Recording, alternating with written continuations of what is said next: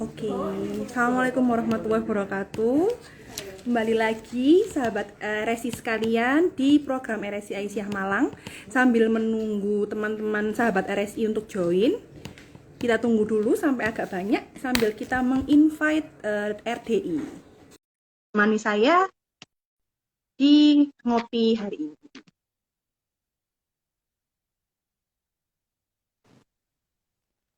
Assalamualaikum warahmatullahi wabarakatuh, dokter. Assalamualaikum. Waalaikumsalam. Bagaimana kabarnya? Lama nggak ketemu Alhamdulillah. juga. Iya nih Pak. Alhamdulillah ya. Sudah lama sekali nggak ketemu, sekarang ketemu lagi. Iya, Ya. saya beberapa Kabarnya kali bagaimana edisi. Pak Zulkifli? Alhamdulillah sehat.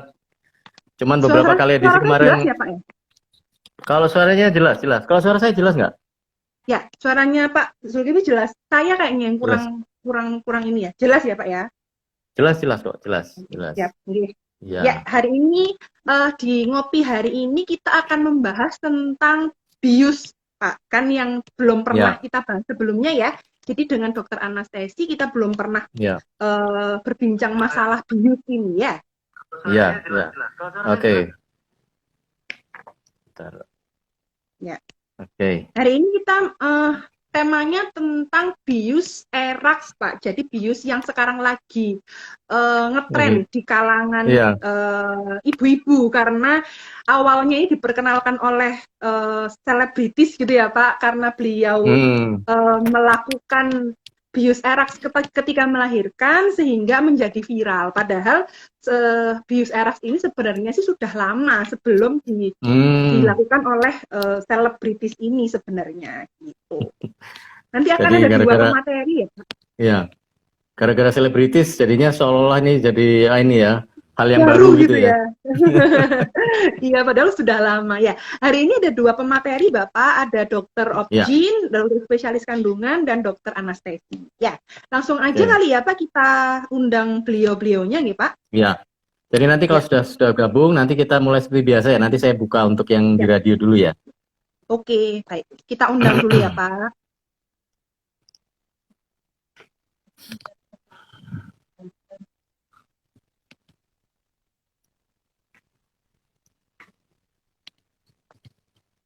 Ya, kita sudah undang, tinggal menunggu diaksep saja. Oh, ini Dokter Hari, sepertinya sudah mulai bergabung. Oh iya, hari ini saya perkenalkan, pematerinya adalah Dokter Hari Bagianto, spesialis anestesi, dan Dokter Mina Setiorini, spesialis Aku ginekologi. Ya. Kita sambil nunggu ya, Pak. Ya, Dokter Hari sudah bergabung. Assalamualaikum, Dokter. Waalaikumsalam warahmatullahi wabarakatuh. Suara saya Assalamualaikum jelas ya, Dok? dokter.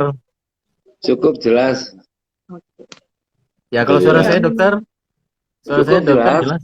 Ya, jelas. saya, Arif. saya Zulkifli dokter dari RDI. Oh, iya. Iya. Iya. Ini baterainya mau habis, jadi kok ya tepat mau habis. Mudah-mudahan kita nggak drop. Ini menunggu Dokter Minar nih, Dok. Sebentar ya, Dok. Kita coba undang lagi. Sampai lupa. Sudah saya undang, tinggal menunggu diaksep saja.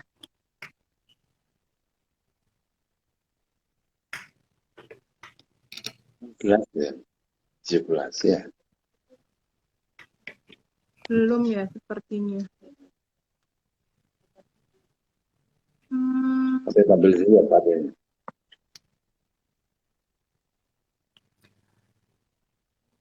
Dokter nanti seperti biasa, nanti mungkin ada jeda, mungkin setelah 15 menit, jeda ya, sebentar, berapa detik, kemudian kita lanjut lagi. Mungkin ya 2 atau 3 kali jeda lah nanti.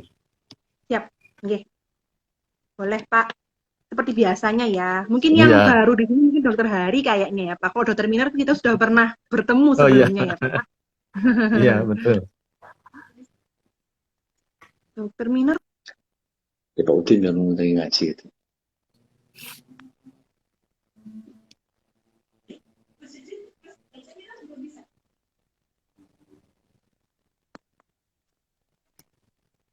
Barusan bisa. Oke, alhamdulillah sudah bergabung semuanya ya sepertinya. Assalamualaikum Dokter Minar. Assalamualaikum warahmatullahi wabarakatuh. Suara saya Ya, jelas ya, Dok? Assalamualaikum dokter. Waalaikumsalam warahmatullahi wabarakatuh. Oke. Rame nih berempat kita ya. Ya Dok, rame Dok. Biar semakin ini enak talk show-nya Dok. Iya. Oke. Ya. Suara Baik, saya bisa juga kita jelas ya mulai dokter ya. Dok, Insya Allah jelas. Ya, Ya. alhamdulillah. Bisa kita mulai Dok? Monggo. Oke. Dokter Hari kita mulai ya. Monggo, silakan. Silakan Pak Baik, Dodi ikut. untuk membuka di RTI. Iya. Ya. Baik, saya buka dulu nih dokter untuk nanti karena ini juga akan disiarkan di radio. Jadi saya akan buka dulu.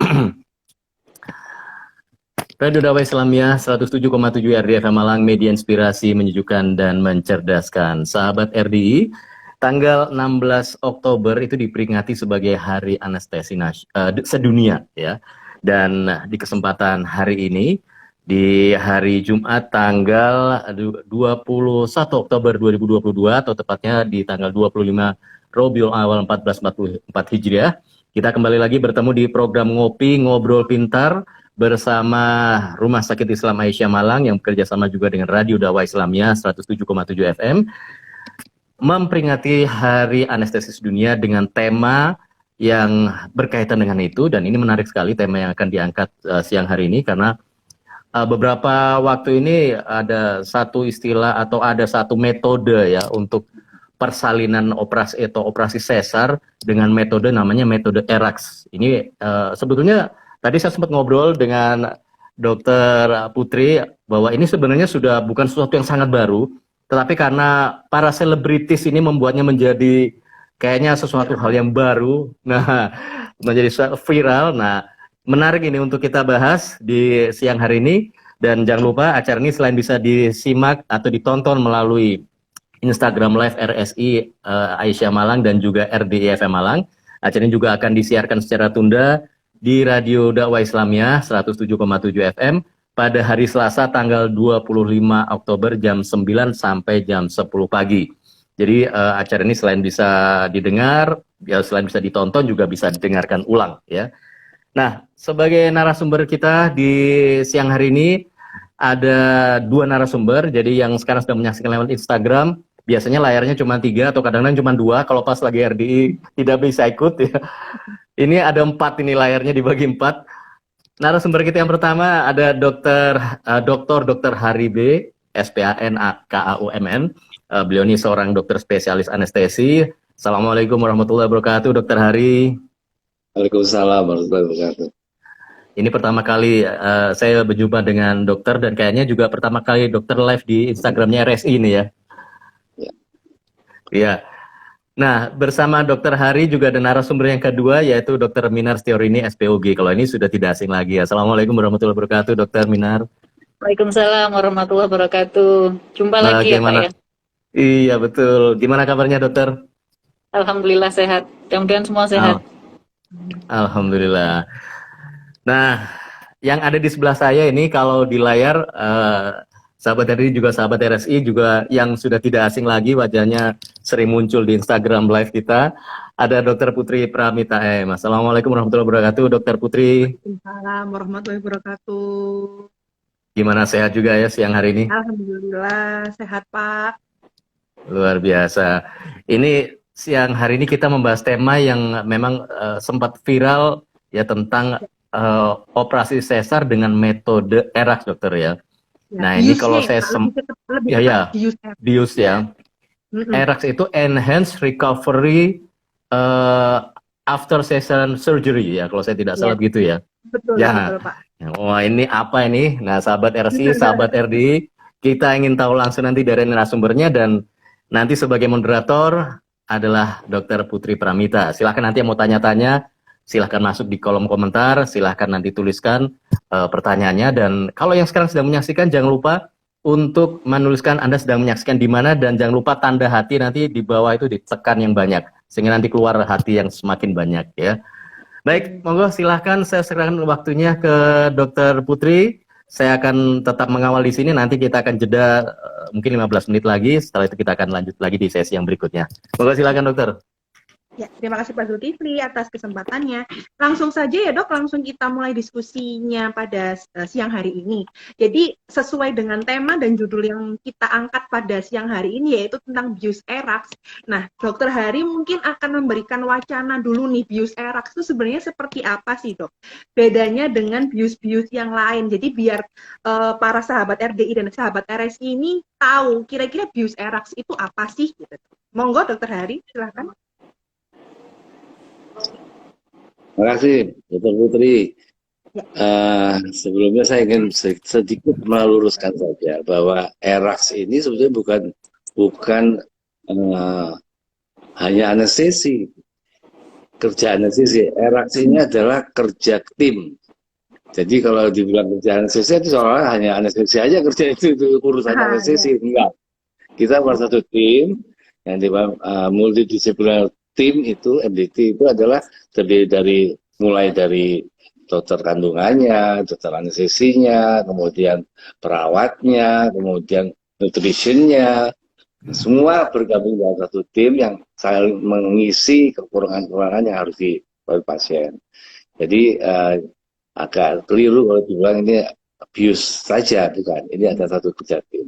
Karena tidak mungkin dengan sukses. Dan seperti pemilihan pasien itu juga tidak bisa serta-merta anestesi, kamu tak erak aja gitu, nggak bisa, kan saya harus ngomong sama Bu Minar, pasien ini kira-kira gimana, karena yang paling mengenal pasiennya adalah Bu Minar, saya nggak bisa tak begitu di erak, kok begini, bahkan saya nggak tahu pasiennya, jadi kita harus tanya Bu Minar memang memutuskan bahwa oke, seperti tadi juga gitu, mau dieras, pagi ini, terus saya bilang, ini gimana pasiennya, pasiennya udah operasi 3 kali mungkin kerangket-rangket, susah.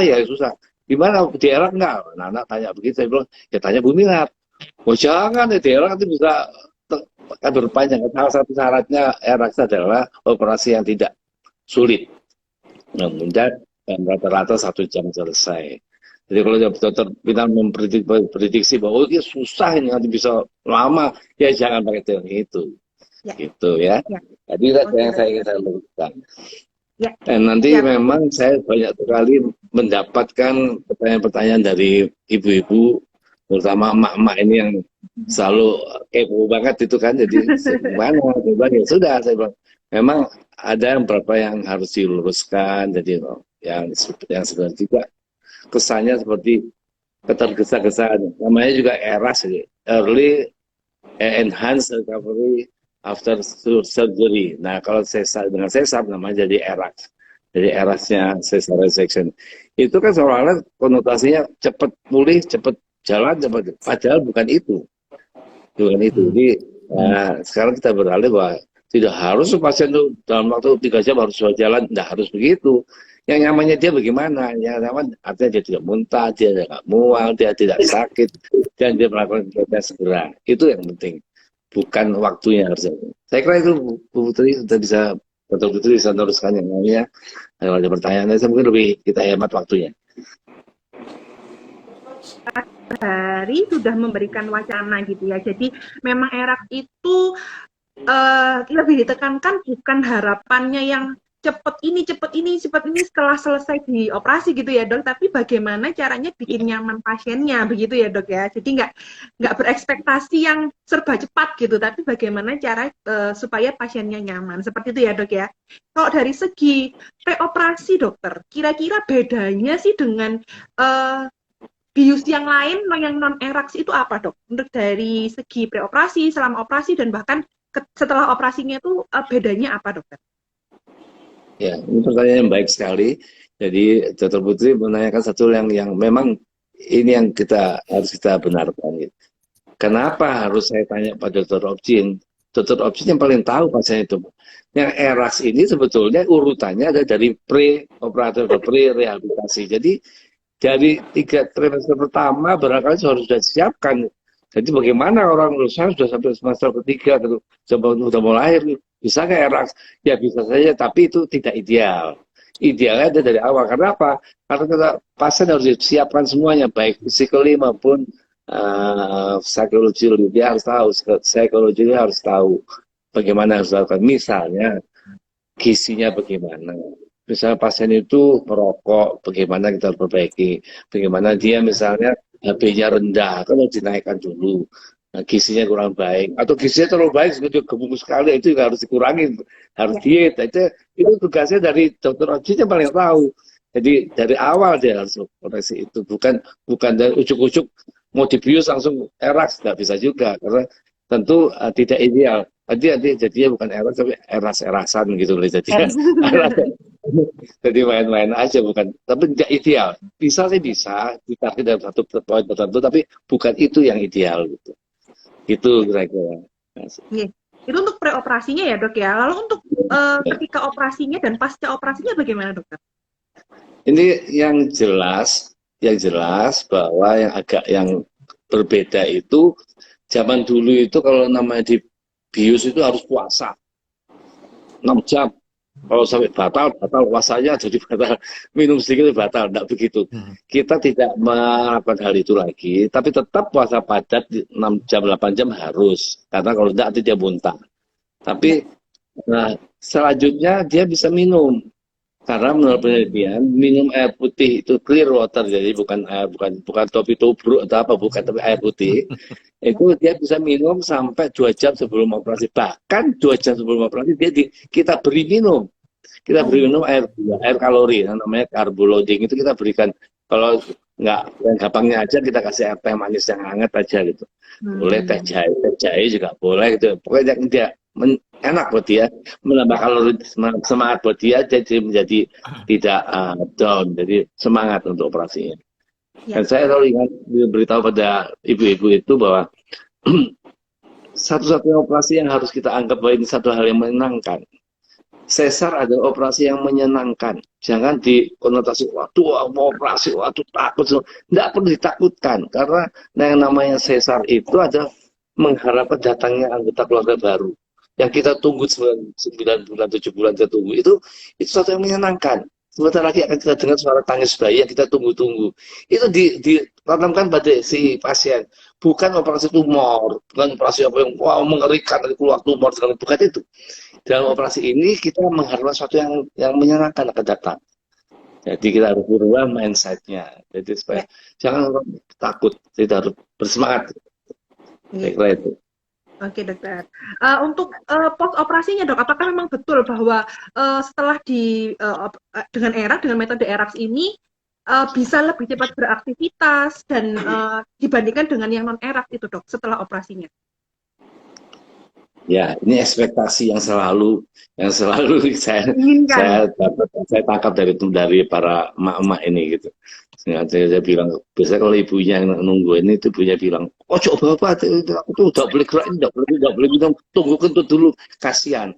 Padahal dia kalau yang metode sekarang ini, begitu dia selesai operasi, mungkin masih di ruang pulih, kakinya sudah mulai bisa gerak, dia bisa minum karena ususnya tidak diapa-apakan. Dia bisa langsung minum sedikit-sedikit air putih, kemudian 4 jam, 3 jam, 4 jam dia baik, tidak ada masalah, dia bisa langsung makan, tidak usah bubur tajin, tidak usah apa, ya makan nasi seperti biasa aja, mau pakai rawon, mau apa, boleh saja sebetulnya. Jadi artinya tidak harus bubur lagi. Jadi pos operasinya jauh lebih enak. Jadi misalnya juga dengan teknik yang kita pakai biasanya teknik yang di regional atau di spinal, disuntik di punggungnya, kemudian dia akan lumpuh. Salah satu efeknya kakinya akan lumpuh sehingga jadi relaksasi dari perutnya juga. Ini dia bangun tidak bisa langsung bergerak.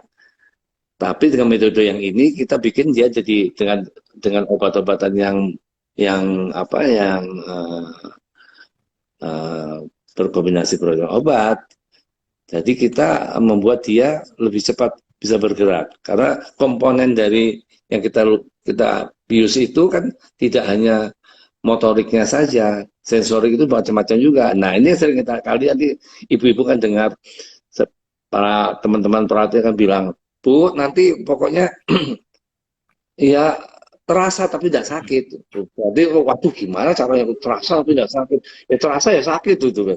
Jadi ada komponen sensasi atau rasa itu sebetulnya kan ada rasa sakit, ada rasa tekan, ada rasa tarik-tarik. Jadi waktu dia bisa dilahirkan bayinya, mungkin dia berasa perutnya ditekan, perutnya ditarik-tarik, terasa tapi dia sakit. Karena rasa nyeri itu yang kita hilangkan. Rasa yang lainnya masih ada gitu. Jadi rasa itu masih ada, katanya kayak judul lagu aja gitu. Baiklah gitu. Ya. Iya, iya. Jadi Oke, dokter. itu ya. Jadi lebih menyenangkan lah intinya begitu. Jadi tidak usah khawatir. Tapi itu juga harus diikutkan. Saya kira itu. Masih. Oke, sekarang kita beralih ke, terima kasih Dokter Hari untuk penjelasannya yang saya kira sudah cukup memberikan gambaran tentang metode ERAX ini ya Pak Zulkifli ya. Kita lanjutkan ke Dokter Minar nih Dok. Kan kalau tapi dokter, kita break dulu sebentar, beberapa detik. Oh sudah iya. Ya terasa. Boleh. Ya, sahabat RDI juga sahabat RSI, kita akan jeda sejenak. Kalau di Instagram Live ini mungkin cuma beberapa detik saja, tapi kalau di radio nanti mungkin ada sekitar 2 atau 3 menit.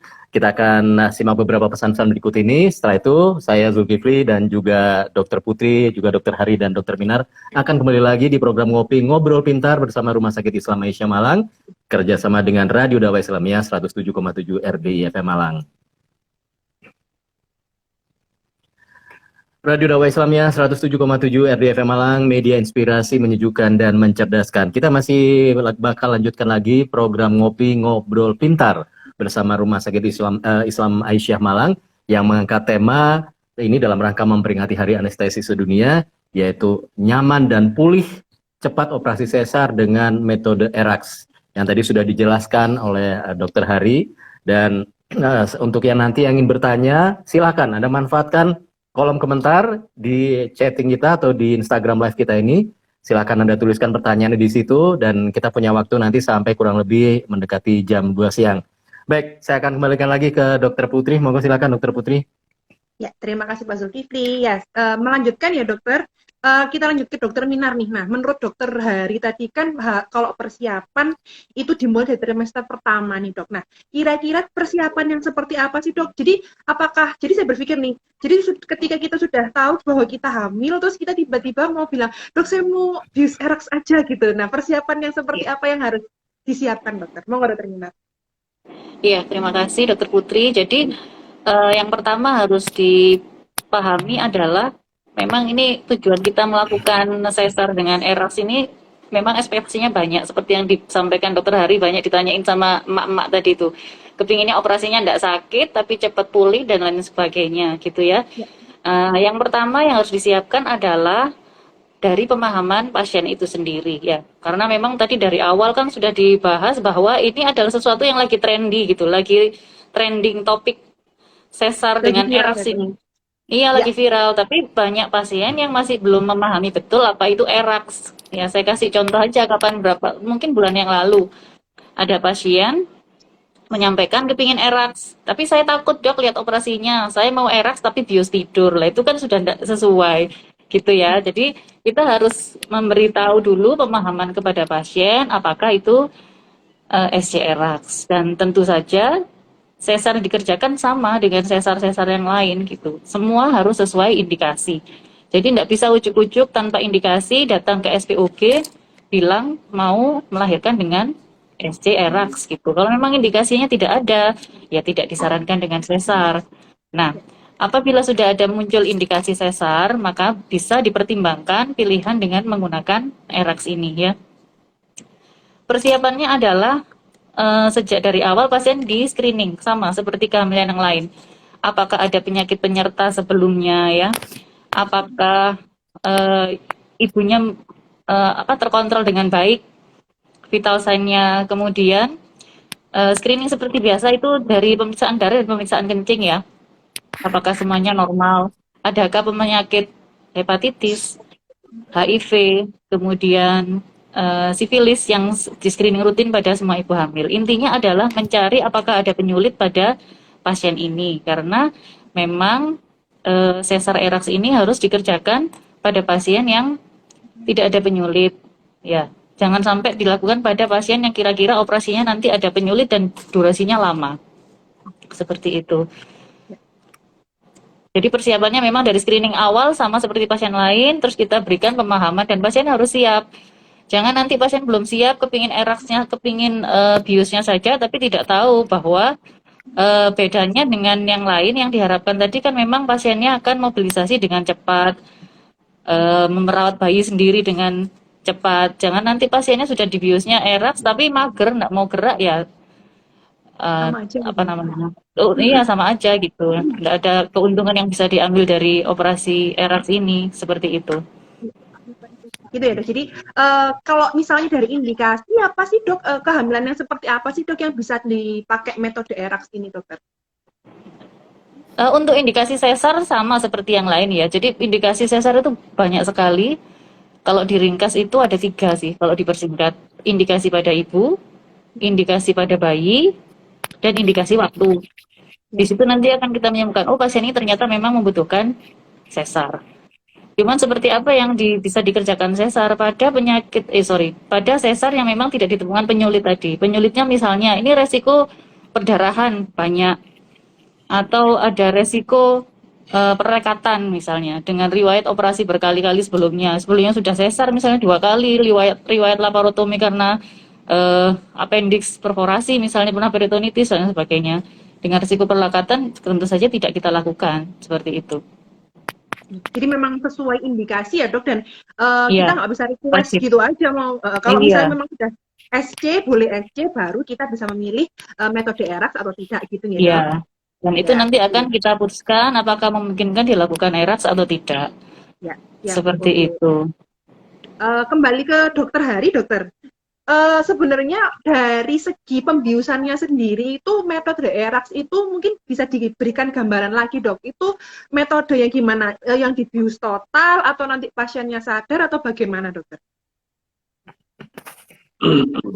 Ya, kalau kita bicara ERAS ya, jadi Enhanced Recovery After Surgery, ya operasi apa saja kan, tidak harus yang di spinal, tidak harus sesar, bisa yang karena ERAS ini sendiri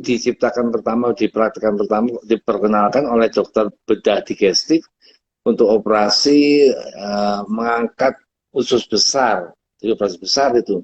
Nah itu pakai tidur memang. Tapi dibuat demikian rupa sehingga tidak perlu berlama-lama, lebih cepat mobilisasinya, ada syarat-syarat ditetapkan mereka. Kalau umumnya misalnya selang-selangnya dikurangin, jangan pakai banyak selang. Selang di sini, selang di perut, selang di mana-mana itu dikurangin. Karena itu membuat jadi lama. Tapi intinya tidak harus di sesar, jadi operasi lain pun bisa. Tapi khusus pada sesar ini karena khususnya karena memang tadi saya kata bahwa ini ada bayinya, jadi ada teknik operasi yang berbeda juga. Jadi ada seperti tekniknya Bu Minar beritahu itu untuk mengklaim tali pusatnya itu berbeda dengan sesaran biasa gitu. Karena dia harus memulai waktu lagi untuk memotong tali pusatnya itu berbeda. Tapi itu teknik-teknik secara teknis yang diadukan oleh dokter kandungannya. Tapi secara umum sama bisa saja hanya dipakai untuk obat-obatan yang tidak berefek lama. Jadi jangan orang sudah bangun dari tidurnya kalau orang mabuk terus gitu, itu bukan eras. Dia harus cepat bangun sadar dan bisa beraktivitas seperti biasa tanpa ada rasa sakit. Nah, itu ada obat-obat yang dengan sakitnya dan mualnya, itu yang penting. Ya. Kemudian dok, ini kan memang lebih cepat recovery-nya atau pemulihannya. Ada yang bertanya nih dok, apakah dosis kalau misalnya memang secara gambaran itu sama obat yang digunakan, apakah dosisnya mungkin dikurangi atau bagaimana dokter? Kenapa kok dia bisa pulih lebih cepat dibandingkan dengan bius yang lain dokter? Pertanyaan yang bagus sekali, malah ada yang nggak tanya gini sekali, obatnya dikurangi mesti bayarnya juga lebih sedikit bayarnya daripada obatnya, karena obatnya kan dikurangi jadi bayarnya sedikit aja gitu. Jadi ada gitu. Tapi sebetulnya ini memang kita memakai kombinasi obat yang dikatakan sebagai multimodal anestesi, jadi kita bermacam-macam obat untuk saling menutupi yang lainnya. Jadi obat-obat yang membuat jadi lumpuhnya lama kita kurangin, tapi tanpa mengurangi efek anti sakitnya gitu. Kita tambah dengan obat-obat yang lain. Jangan sampai obat ini ada bikin menghilangkan muntah, mual muntahnya dikurangin, tambah obat ini. Jadi yang dikatakan multimodal anestesi ada memakai obat-obat bermacam-macam obat untuk satu tujuan, saling memperkuat. Itu yang jago. Jadi jangan khawatir obatnya dikurangin, jangan-jangan di tengah-tengah operasi sudah bangun untuk sakit semua itu nanti saya dikemplangin pasiennya nanti. Iya dokter. Oke, siap. Mungkin dari Pak Zulkifli sudah ada pertanyaan Pak? Kalau Ya, di sepertinya komen masih belum ada ya? ya sepertinya ada yang sudah mau bertanya tapi dia belum menuliskan pertanyaan, Belum jadi. masih bertanya supaya apakah boleh bertanya, mungkin begitu ya. Boleh ya Pak. Silakan Ini ini. dari awal Ya. sudah boleh ya bertanya ya. Kira-kira Ya. yang mau ditanyakan apa? Monggo silakan diketikkan. Nanti biar kita bahas dengan narasumber kita ya. Jadi kita lanjutkan Ya. diskusinya ini ya Pak ya. Ya, monggo silakan. Ya. Silakan Bu, buat yang lain silakan ya, langsung saja ditulis di kolom komentar pertanyaannya mulai sekarang. Ya, oke. Kita lanjutkan ke Dokter Minar dok. Untuk pasca persalinannya nih dok, mungkin ada persiapan atau hal yang harus dipahami oleh ibu-ibu setelah melahirkan ini bagaimana dokter untuk metode ERAX ini dokter? Iya, karena memang tadi juga persiapannya enak ya dokter Hari ya. ERAS ini bukan disuruh puasa lama-lama, malah 2 jam sebelumnya malah dikasih loading kalori gitu. Disuruh kasih minum air gula dan seterusnya. Pun setelah sesar itu juga salah satu keuntungannya adalah lebih cepat untuk boleh minum dan makan gitu. Jadi pada pasien ini akan lebih cepat pulihnya karena kan nggak lemes ya, jadi nggak lama-lama puasanya. Terus setelahnya juga lebih cepat boleh minum dan boleh makannya. Kemudian setelah bisa menggerakkan kakinya, akan lebih cepat diizinkan untuk duduk ya dokter ya. Jadi setelah boleh duduk, kemudian bertahap boleh jalan dan seterusnya. Nah tentu saja dengan kondisi yang lebih cepat pulih ini, ibu akan lebih cepat untuk bisa merawat bayinya sendiri. Ya, jadi nanti biasanya kalau di rumah sakit pasien setelah sesar sudah selesai di ruang recovery itu akan kita bantu untuk inisiasi menyusui dini ya pada ibu yang tidak ada komplikasi dan bayinya juga bayi bugar tidak ada komplikasi, kita akan bantu untuk inisiasi menyusui dini.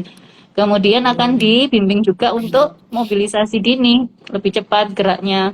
Kemudian kalau sudah bisa jalan pasiennya, sudah bisa ke kamar mandi sendiri, dilepas kateternya juga akan lebih cepat. Jadi tidak berlama-lama diam di tempat tidur menggunakan kateter. Kan itu yang sering dikomplainkan sama pasien juga, pasien operasi kan karena itu ya enggak enak dok pakai kateter, nyeri dan enggak nyaman dan lain sebagainya.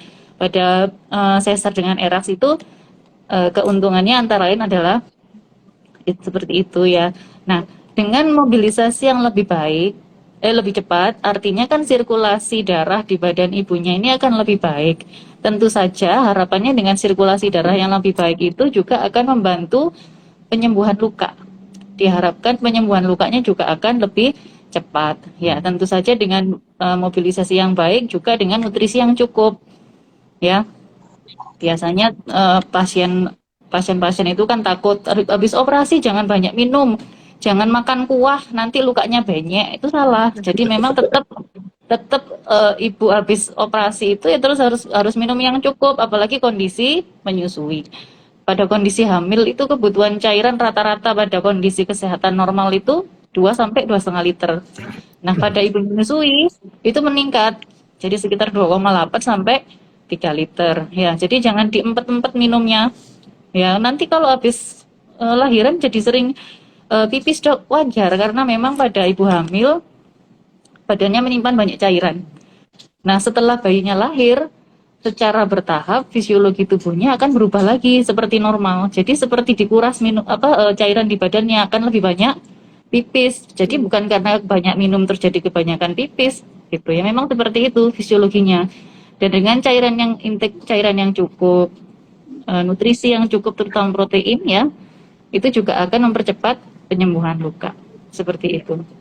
Oke, terima kasih dokter, ini Ya. sudah jelas sekali ya bahwa memang lebih banyak keuntungannya untuk metode ERAS ini dibandingkan dengan yang lain. Jadi untuk ibunya juga lebih untung, di bayinya juga lebih untung gitu ya.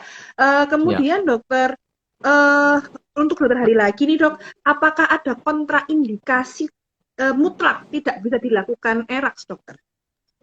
Apa sih dok, ada kontraindikasinya enggak?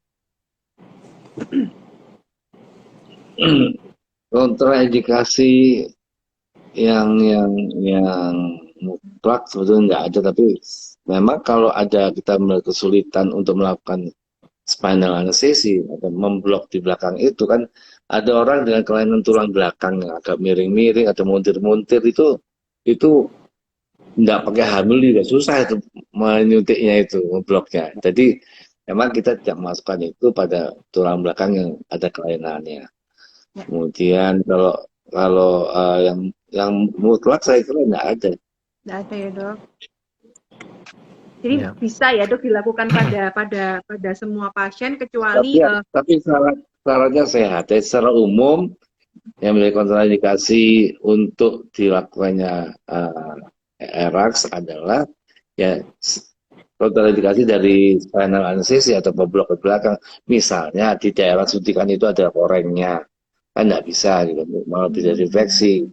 Misalnya ada kelainan pembekuan darahnya, itu harus kita screening dari awalnya, harus bagus itu anunya, hemoglobinnya harus cukup, sistem pembekuan darahnya harus baik. Kalau ada kelainan itu kita nggak boleh melakukan tindakan yang tidak secara umum, tindakan yang menjadi kontraindikasi satu spinal anestesi itu. ya dokter. Baik. Pak Zulkifli, ini sepertinya sudah ada pertanyaan satu nih Pak, yang boleh dibacakan dulu. Baik, ini ada pertanyaan dari akun Instagram Frista Anindita. Saya kan habis keguguran dokter, saya belum periksa dan belum juga kuret karena pikir saya itu saya keguguran di usia janin yang masih sangat kecil, seukuran biji kacang. Terus itu gimana dokter? Membutuhkan dikuret atau bagaimana? Karena darah tidak begitu banyak. Dan pas malam saya periksakan ke bidan dengan suami saya, paginya saya buang air kecil terus keluar keguguran itu dok. Nah habis periksa pertama kali terus langsung pulang, perut sakit, kontraksi. Jadi seperti itu gambaran yang dialami oleh Ibu Frista Anindita. Bagaimana ini menurut dokter ini dok? Mungkin Iya, di mungkin luar ERAX itu ya dok. Jadi tapi nggak apa-apa dijawab aja Iya. dokter. di luar ERAX tapi nanti ke belakang masih ada hubungannya. Jadi gini. Oh.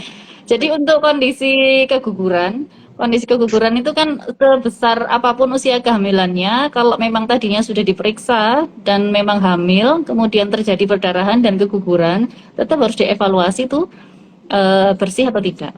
Ya, cara evaluasinya gimana? Tentunya harus datang ke fasilitas kesehatan. Nanti dokter akan menentukan apakah ini sudah bersih atau belum berdasarkan pemeriksaan fisik dan USG. Kalau ternyata sudah bersih, ya alhamdulillah tidak perlu dilanjutkan dengan tindakan.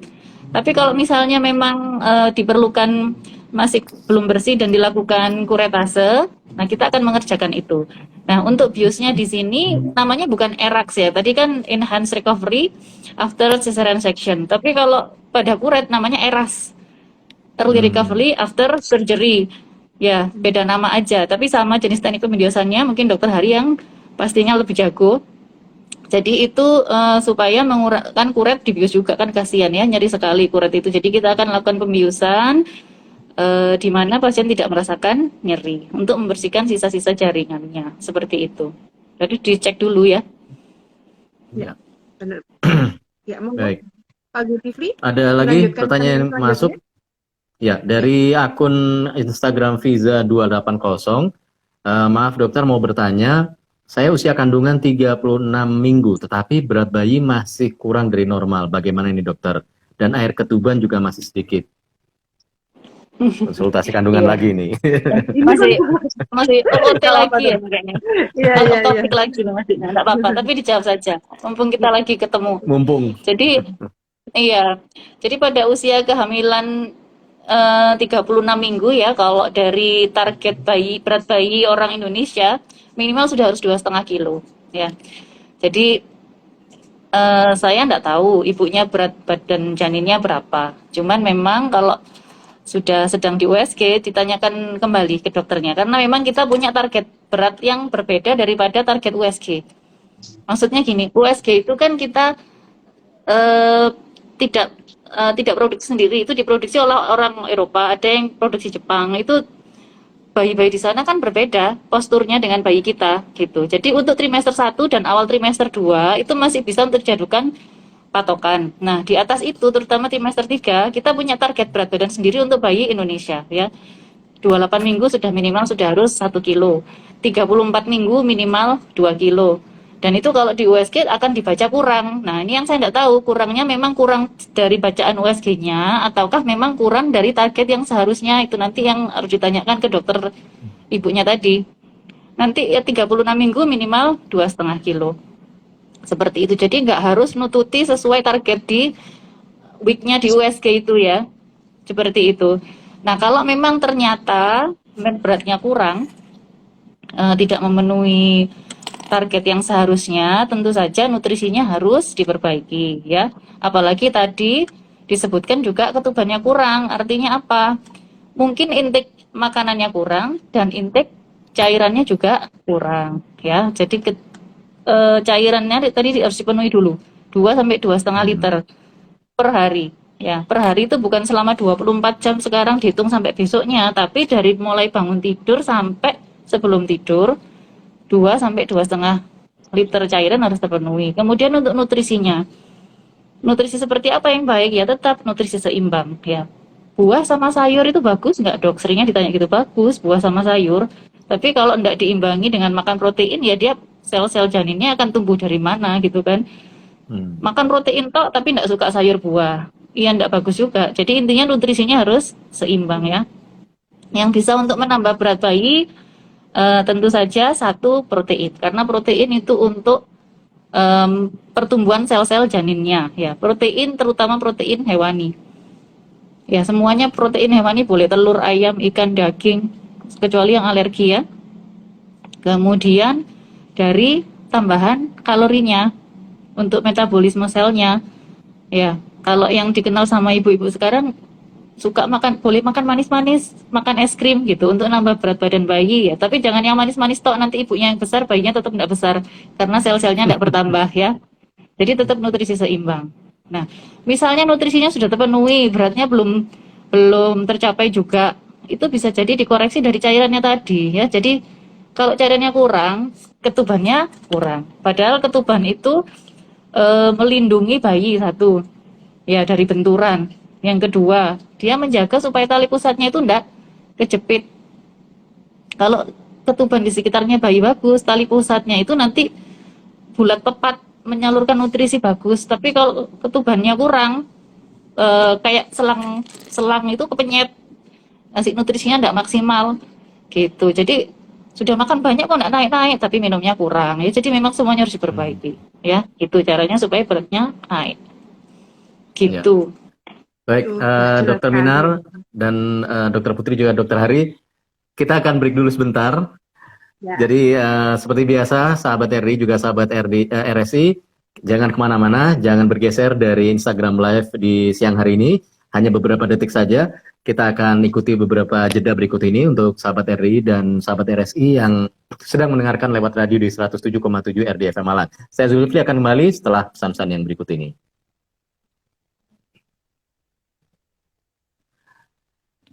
Radio Dakwah Islamiyah 107,7 RDFM Malang, media inspirasi, menyejukkan dan mencerdaskan. Kita masih ada di program Ngaso. Ngopi kok ngaso. Ini kurang ngopi ini. Soalnya kita di RDI punya program namanya Ngaso, ngaji sore. Nah, ini ngopi. Jadi sebelum ngaso kita ngopi dulu ya. Ya, ngopi, ngobrol pintar bersama Rumah Sakit Islam Aisyah Malang, kerjasama dengan Radio Dakwah Islamiyah RDFM Malang. Dan acara ini terselenggara di hari ini Jumat tanggal 21 Oktober sampai nanti mendekati jam 2 dan akan disiarkan ulang di hari Selasa tanggal 25 Oktober jam 9 sampai jam 10. Baik, ini sudah ada yang bergabung kembali. Nah, ini pertanyaan sudah mulai ini sedikit masuk ini ke tema kita. Dari akun namanya Dinanjar Prabowo. Dokter mau tanya, apakah penggunaan stagen atau korset modern pada ibu pasca SC dan ERAX diperbolehkan, terutama untuk ibu nifas dengan perut yang menggelambir? Itu pertanyaan yang dari Dianan Anjar Prabowo ini dokter. Monggo dokter. Oh ini ada tambahannya di bawahnya. Karena biasanya orang tua memaksa untuk penggunaan stagen atau korset ketat. Takutnya nanti akan berpengaruh pada kontraksi pada rahim ibu nifas. Mungkin dokter, siapa yang dok yang mau menjawab? Monggo dokter.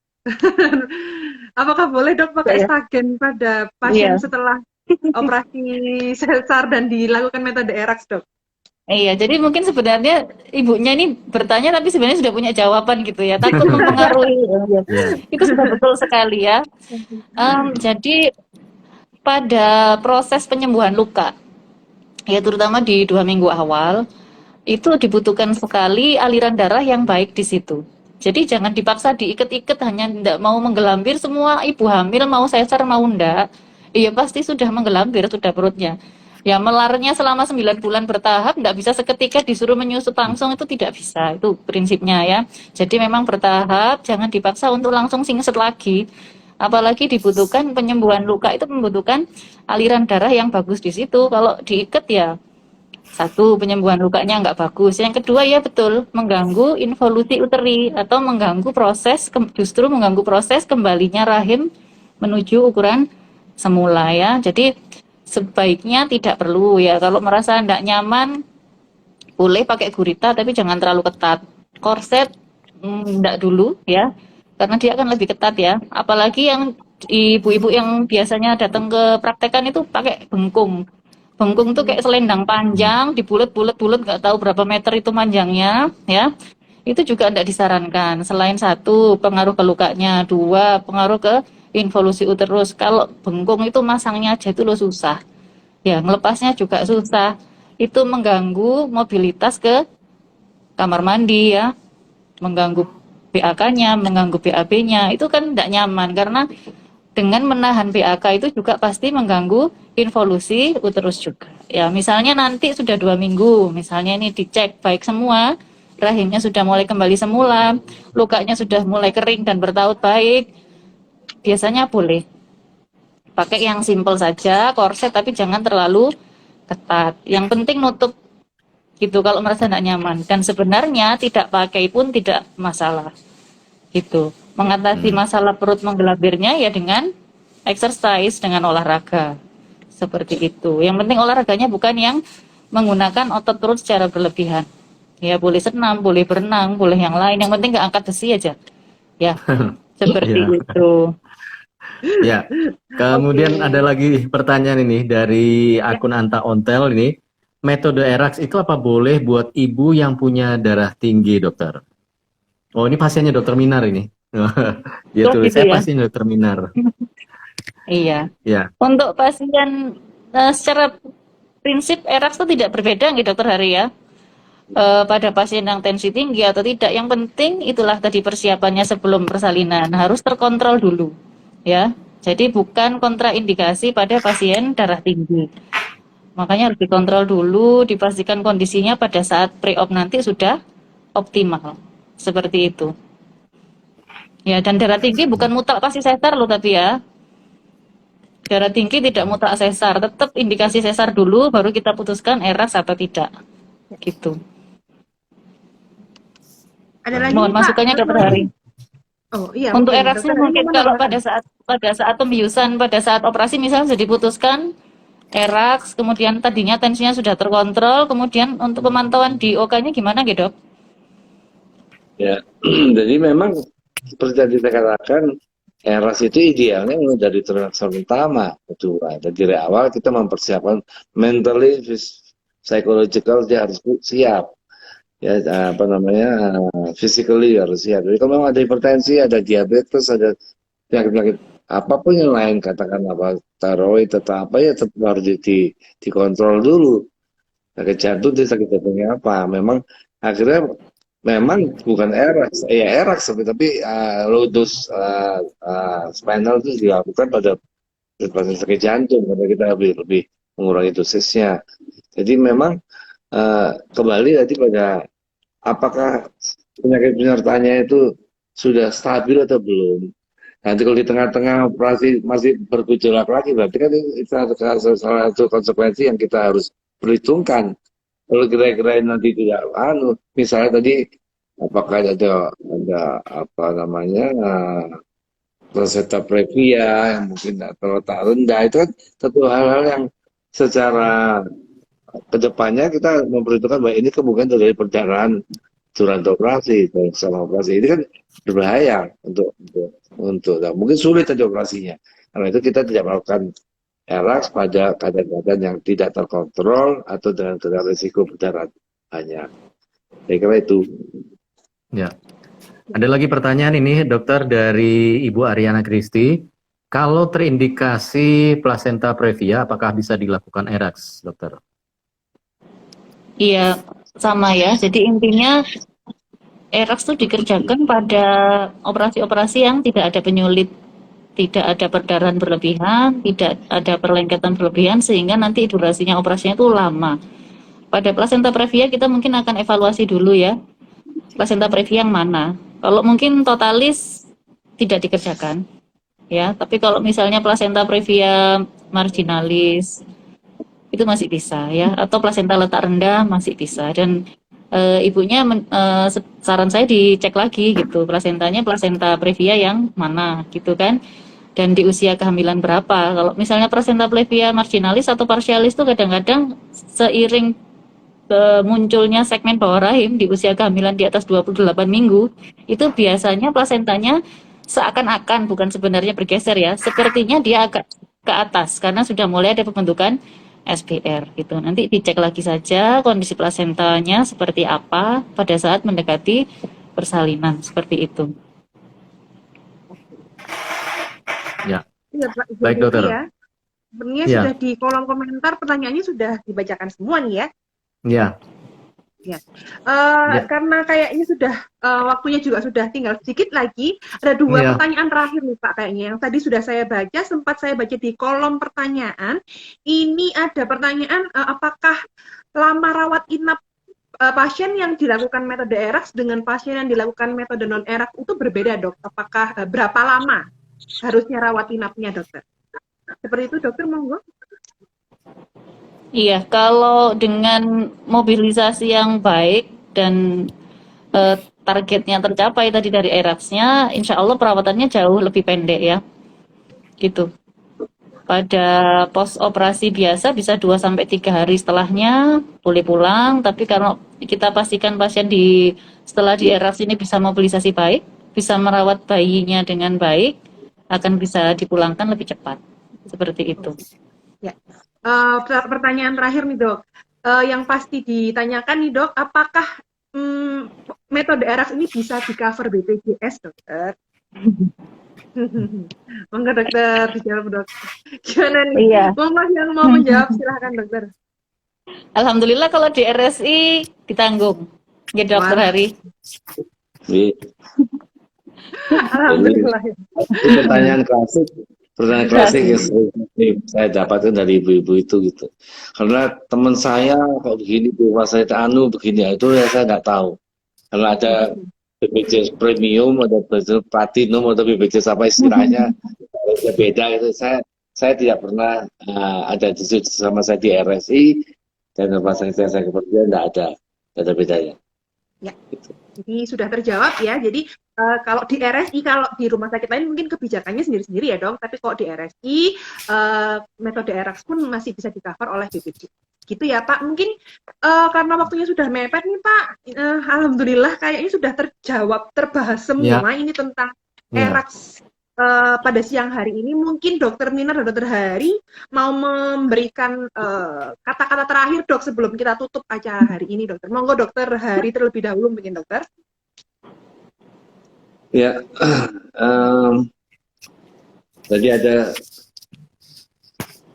rekomendasi yang kita perlu berikan pada ibu-ibu bahwa memang erax ini adalah satu teknik operasi, teknik anestesi yang menjanjikan kedepannya, karena dia lebih memberikan banyak keuntungan dalam segi lama rawat inapnya dan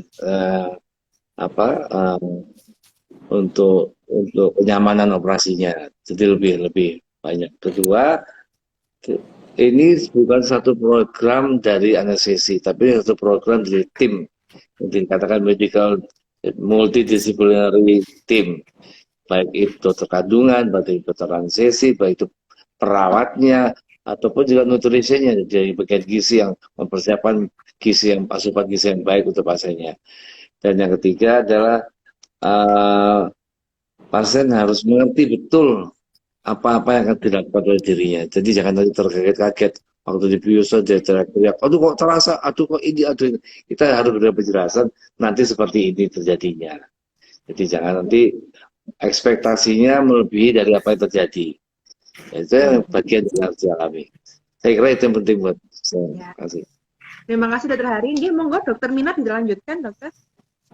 Iya, kalau dari saya mengulangi yang dari Dokter Hari yang di awal tadi ya. Jadi jangan takut operasi, kalau memang ada indikasi operasi, ibu-ibu jangan takut nyeri, karena Dokter Hari siap membius yang tidak sakit. Gitu ya, tidak perlu takut juga kalau Erax ini operasinya Sultan ya, karena yang mengupkan itu kan istri Sultan, Nagita Slavina ya, jangan takut. Sesar Erax bukan hanya punyanya Sultan-Sultan, tapi bisa dikerjakan di Rumah Sakit RSI Aisyah. Terima kasih. Udah dari 2019 bahkan di sini, sebelum rame di TV, udah dari 2019 di sini bisa dikerjakan seperti itu. Oke. Cukup ya Dokter Minat, Dokter Hari. Mungkin bisa kita tutup acara siang hari ini ya Dok. Ya. Monggo Pak Zulkifli dilakukan closing dulu untuk RDI. Ya, baik. Terima kasih banyak ini untuk waktu ilmunya, sharingnya dokter. Untuk Dokter Hari dan juga untuk Dokter Minar di siang hari ini, hari Jumat tanggal 21 Oktober di program Ngobrol Pintar ya, bersama Rumah Sakit Islam Aisyah Malang dan Radio Dakwah Islamiyah RDFM Malang. Mudah-mudahan ini banyak memberikan pencerahan buat kita, menambah pengetahuan kita, dan tentunya kita tidak salah kaprah nih dalam menyikapi, dalam mendengarkan info yang mungkin lalu lalang di sana-sini. Kalau ingin tahu soal kesehatan, ingin tahu tentang apapun ya, tentang dunia kesehatan, Anda bisa langsung simak dan follow akun Instagram RSI Aisyah Malang ya. Jangan lupa buat yang belum follow, silakan di-follow untuk akun Instagram RSI Aisyah Malang. Selalu ada informasi terbaru di situ dan selalu akan ada jadwal kapan akan diselenggarakan Instagram Live ini. Sehingga Anda bisa manfaatkan waktu itu untuk sama-sama mengkaji ilmu, dan juga untuk yang ingin bertanya bisa langsung berkonsultasi kepada dokter tanpa harus antri ya. Kalau langsung ke dokter kan biasanya harus antri dulu ini kan. Ini bisa tinggal menyaksikan, tinggal tulis pertanyaannya di situ. Dan yang belum sempat menyaksikan acara ini, silahkan bisa saksikan besok, lusa, karena ini bisa ditonton di Instagram RSI Aisyah Malang. Dan yang ingin mendengarkan atau ingin menyampaikan informasi ini melalui radio, jangan lupa acara ini akan disiarkan ulang di Radio Dakwah Islamiyah 107,7 RDFM Malang pada hari Selasa tanggal 25 Oktober jam 9 sampai jam 10 pagi. Ya, jadi jangan sampai dilewatkan kerja program ini, kerjasama antara RSI dan RDI FM Malang. Baik, Dokter Putri, terima kasih banyak juga sudah menemani saya di siang hari ini. Insya Allah kita ketemu lagi di kesempatan yang berikutnya. Dan kita tutup dengan kafaratul majelis. Subhanakallahumma wa bihamdika asyhadu an la ilaha illa anta astaghfiruka wa atubu ilaik. Saya Zulkifli pamit. Assalamualaikum warahmatullahi wabarakatuh. Waalaikumsalam warahmatullahi wabarakatuh. Ya. Sekarang saya tutup dari RSI ya Pak ya. Terima kasih Pak Zulkifli, terima kasih dulu Dokter Minar, Dokter Hari tadi yang sudah close duluan. Terima kasih dokter untuk ilmunya, untuk sharingnya, mudah-mudahan bermanfaat dan kedepannya kita bisa bertemu lagi untuk membagi ilmu yang lain ya Dok ya, dengan tema yang lain ya Dok ya. Mudah-mudahan insya Allah. Terima kasih Pak Zulkifli juga sudah menemani saya Sama-sama di ngopi pada siang hari ini. Mudah-mudahan kita bisa bertemu lagi di ngopi-ngopi yang lain dengan tema-tema yang lain dan narasumber yang lain juga ya Pak. Saya mohon maaf, saya undur diri sebagai host dan moderator pada siang hari ini. Wassalamualaikum warahmatullahi wabarakatuh. Terima kasih Dokter. Waalaikumsalam warahmatullahi wabarakatuh. Terima kasih Dokter Minar. Terima kasih semua. Ya.